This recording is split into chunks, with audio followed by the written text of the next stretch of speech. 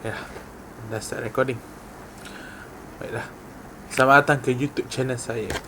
Nama saya adalah Cikgu Ahmad Amsyar Arifin. Inilah YouTube channel saya.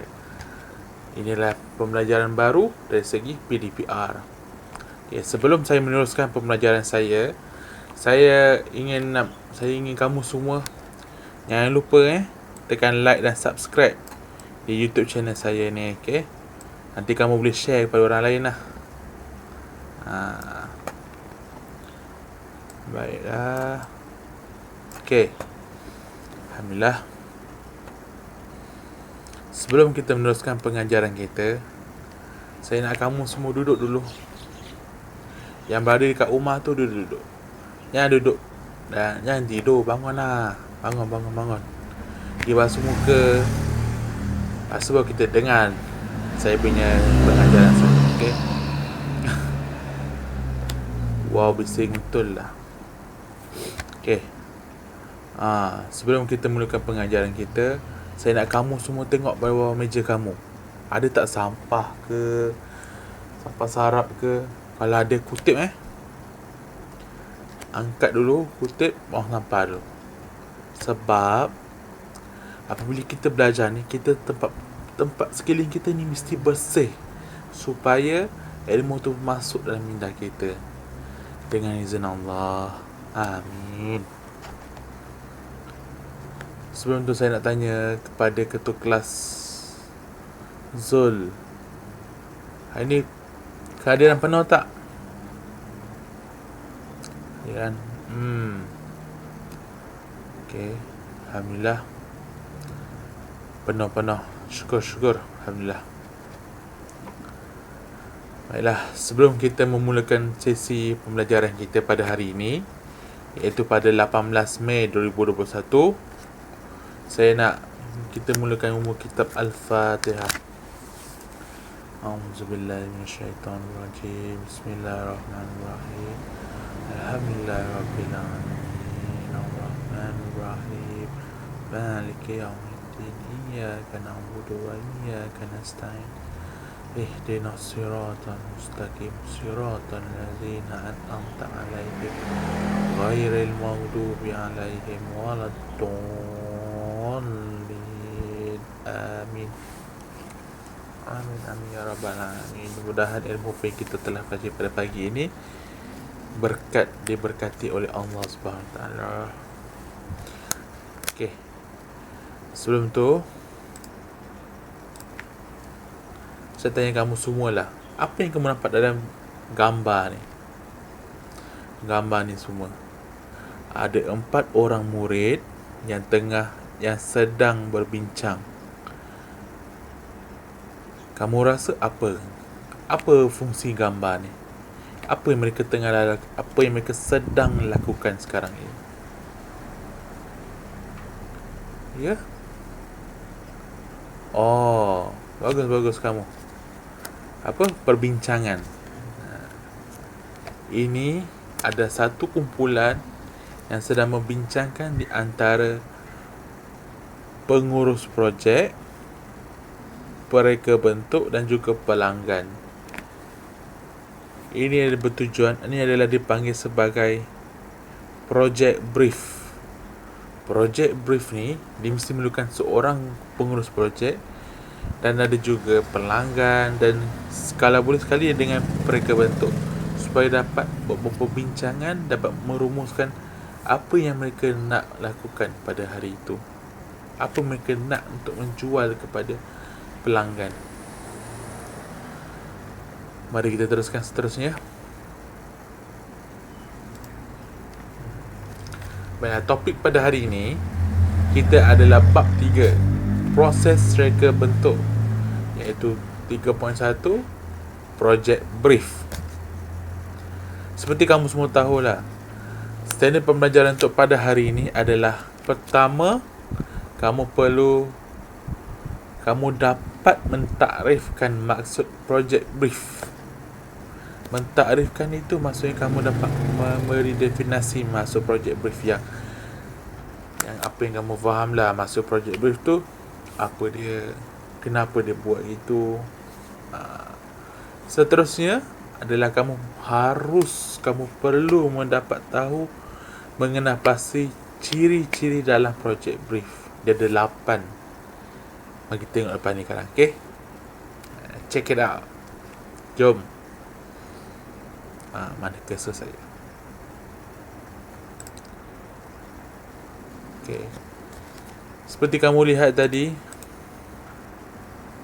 ni. Ini gambar ni kan. Gambar ni dia ada pengurus projek, dia ada pereka bentuk, ada pelanggan, dan ni juga lah mockup ni. Okey, ini semua adalah perbincangan di antara semua ni supaya macam saya cakap yang tadi lah, projek brief ni lah satu proses perbincangan awal antara pelanggan dengan pengurus projek dan juga pereka bentuk. Maksudnya kamu lihat dan jom mari kita tengok ni. Ni dia.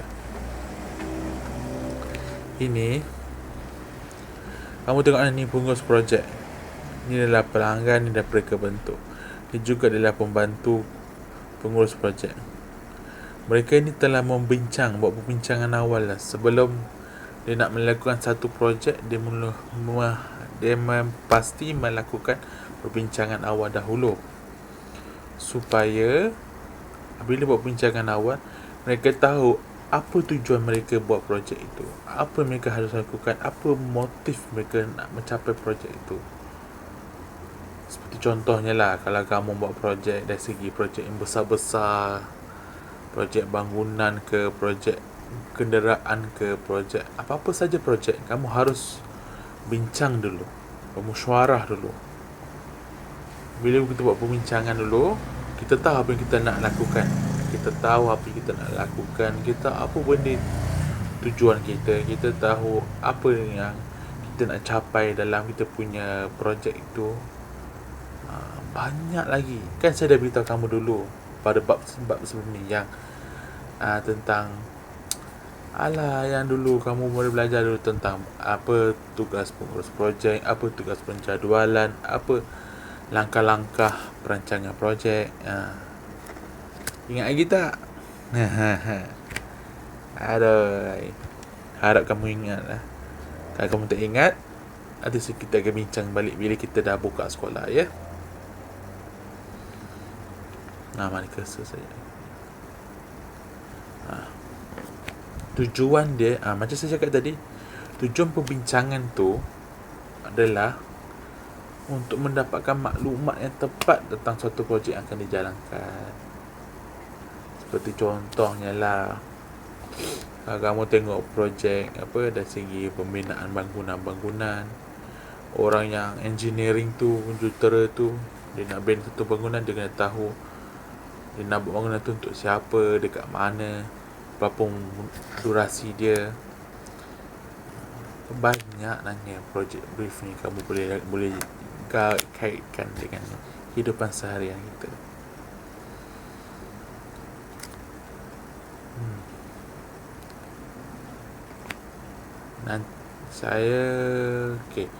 Ini disebabkan kita buat PDPR. Nanti kalau kita buat PDPC sebab mana naik cuti sekolah nanti, kita akan bincang lebih lanjut lagi lah. Sebab ini bila kamu buat PDPR ni, saya faham lah, ada kalanya sukar nak membuatnya. Sukar disebabkan apa, ada masalah dari segi isu sosioekonomi ke, ataupun apa, tak apa, jangan risau. Mana ni? Okay, ada pun. Ini adalah sebelum saya masuk ke topik baru. Kamu semua faham tak?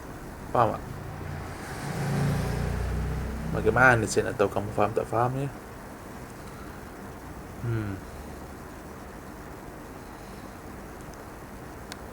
Kamu semua masih lagi ada simpan ke tak modul yang saya telah beri? Modul yang cikgu guru tingkatan beri kepada kamu. Harap kamu simpan lagi raya.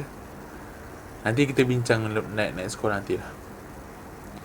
Ini supaya saya memberi penerangan kepada kamu, supaya kamu faham apa yang kamu nak lakukan.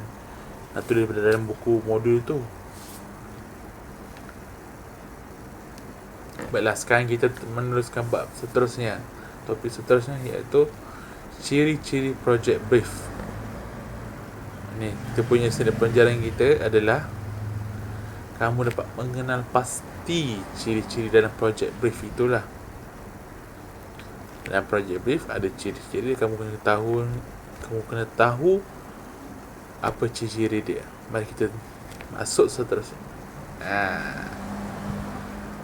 Oh ya, lupa saya beritahu kamu. Nanti sila buka buku teks muka surat 50 dan 51. Ini saya letak tepi ni adalah buku teks yang muka surat 51. Buku teks RBT. Kamu ada simpan lagi tak? Buat balik tak? Ini lah. Okay, buka muka surat 50 dan 51. Okay, ciri-ciri project brief ni dia ada 8 sebenarnya. Yang pertama, dia mesti ada tajuk projek. Yalah, betul lah. Kalau kamu nak buat projek, mesti ada tajuk. Contoh, kamu nak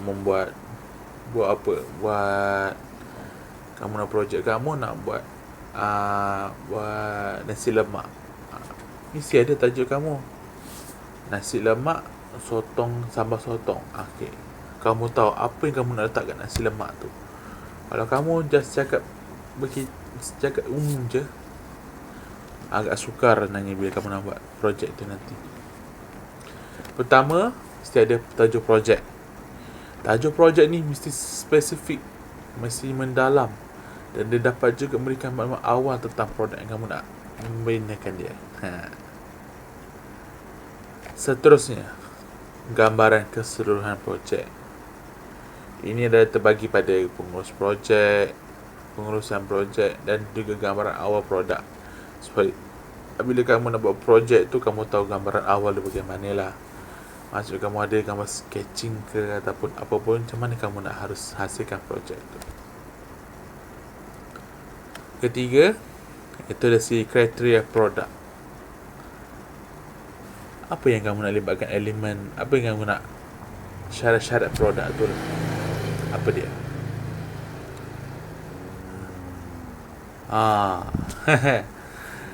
Kriteria produk itu adalah syarat-syarat dia lah. Maksud kamu melibatkan elemen dan prinsip untuk aplikasikan pada produk. Seperti contohnya lah, ada contoh.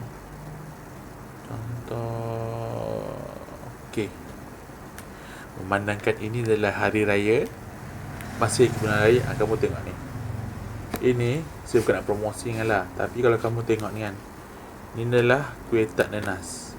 Apabila kamu nak buat benda ni, kamu tahu kamu harus meletakkan tajuk projek ni, membina kuih tak nanas di hari raya. Kamu tahu apa, bagaimana kamu nak menggambarkan projek ni. Maksud kamu tahu tak nanas, okay, mesti bentuk dia macam gini, dan tu ada isi dia tak nanas. Apa kriteria dia? Kriteria dia ni mesti manis, dia mesti apa-apa saja yang ni. Itu ni dari segi tak nanas lah. Kalau dari segi produk yang lain, cara dia lain. Okay. Apabila kamu dah ada kriteria, kamu dah ada gambar, kamu dah ada tajuk, kamu dah ada gambar keseluruhan projek kamu nak buat ke mana, lepas itu kamu ada syarat dia. Seterusnya, kamu mesti harus merancang untuk buat pengurusan projek ni.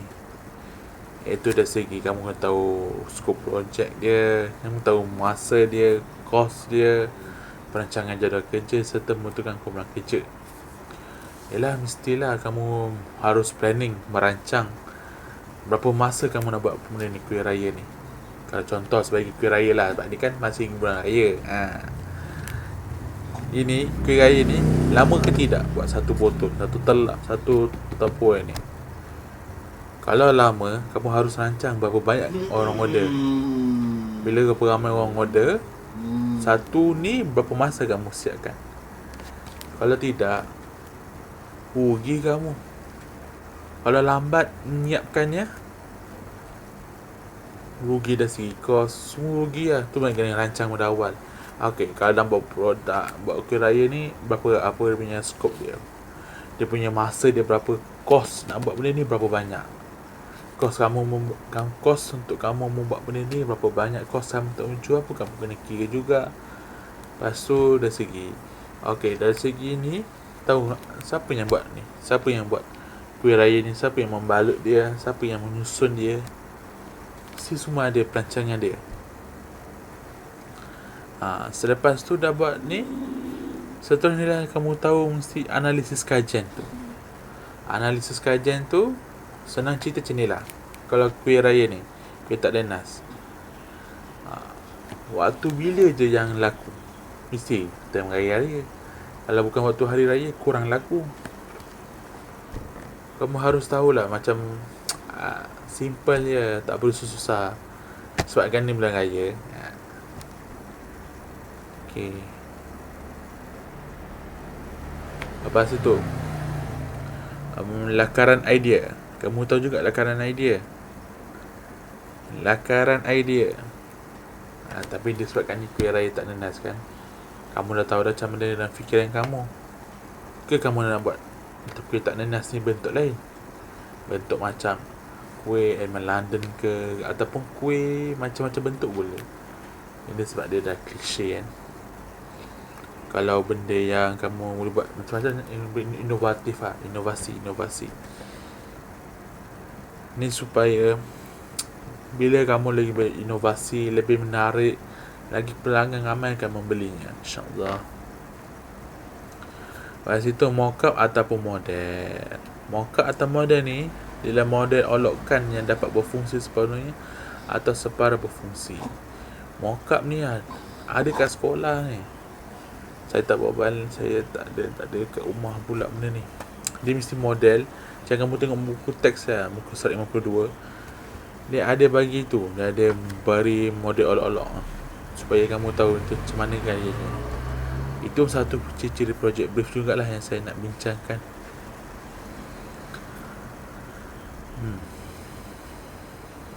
Baik, apa lagi ya?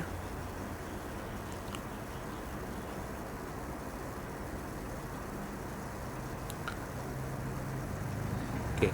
Ini ada punya rumusan dia. Rumusan tu ciri-ciri project brief. Kamu perlu tahu harus mengenal pasti dari segi tajuk projek. Kamu kena tahu gambaran keseluruhan projek, kriteria produk, perancangan pengurusan projek, analisis kajian, lakaran idea dan juga mockup ataupun model. Ini semua ada ciri-ciri yang kamu harus tahu di dalam project brief. Sebelum kita, saya tidak suka buat video ni lama-lama. Sebab bila buat lama, duration dia panjang, akan makan banyak data lahnya. Banyak data internet. Okey, tak apa. Yang penting kamu sudah faham. Saya hanya membimbing saja. Faham atau tidak faham itu adalah Allah punya tanggungjawab, Allah punya kuasa. Mudah-mudahan Allah memberi kefahaman kepada kamu semua. Tidak kira kamu semua adalah, mudah-mudahan kamu semua fahamlah apa yang saya mengajar pada hari ini. Kalau bersemuka senang sikit saya nak soal demi seorang. Tapi ni PDPR kan, sukar sikit lah. Penting apa? Yang jadikan itu sebagai satu alasan, jadi satu cabaran. Kita nak menerus ke dunia IR 4.0. Kita mesti maju ke depan, bukan maju ke belakang. Faham? Okey. Sekarang ni ada soalan?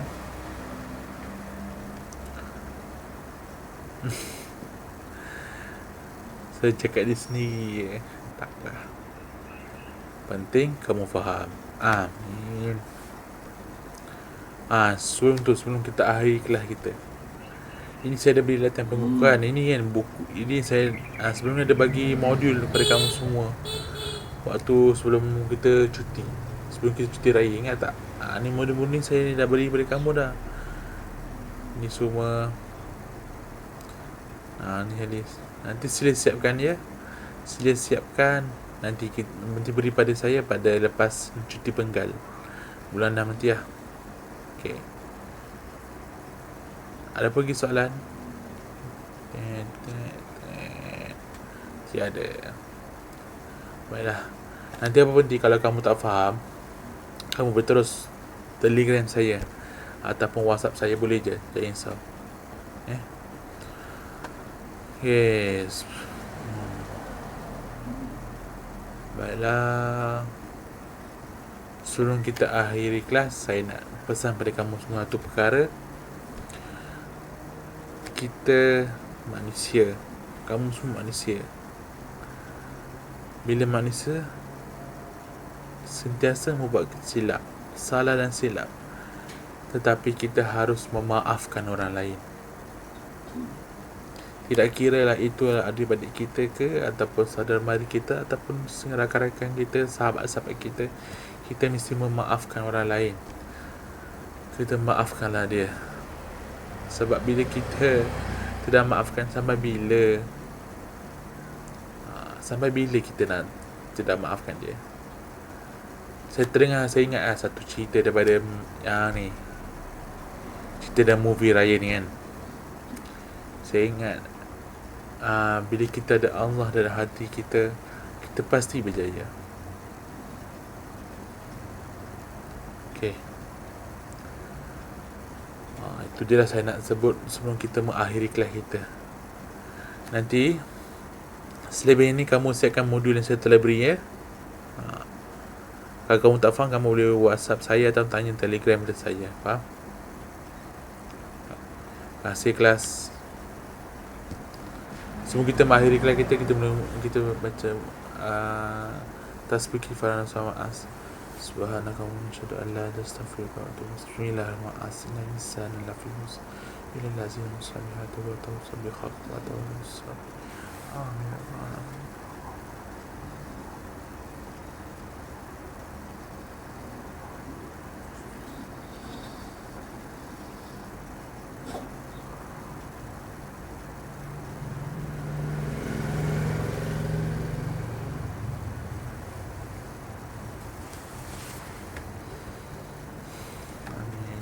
Terima kasih semua. Assalamualaikum. Bye.